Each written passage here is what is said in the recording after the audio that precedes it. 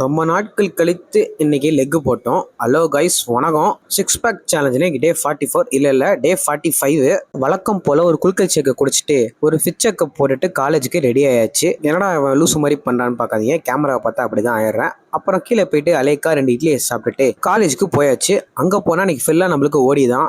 ஏன்னு பார்த்தீங்கன்னா ஏதோ பிளேஸ்மெண்ட் ட்ரைனிங் நடக்குதான், அதுக்கு வாலண்டியருக்கு நம்ம இன்னைக்கு போகிறோம். அதனால இன்னைக்கு ஃபுல்லாக நம்மளுக்கு ஓடி தான். சரின்னு ஸ்பாட்டை கண்டுபிடிச்சு அங்கே போனால் சில பல வேலைகள்லாம் கொடுத்தாங்க. அதை முடிச்சுட்டு அப்படியே மதியானமா லஞ்ச் சாப்பிட போயிட்டேன். 2 சப்பாத்தியும் கொஞ்சம் ரைஸையும் மனமா சாப்பிட்டுட்டு திரும்பியும் அதே சேம் ஸ்பாட்டுக்கு போயிட்டு அகைன் அங்கே கொடுக்கப்பட்ட வேலைகள் எல்லாம் முடித்து விட்டு அப்புறம் ஈவினிங்கா ஆனியன் பக்கோடான்னு கொடுத்தாங்க.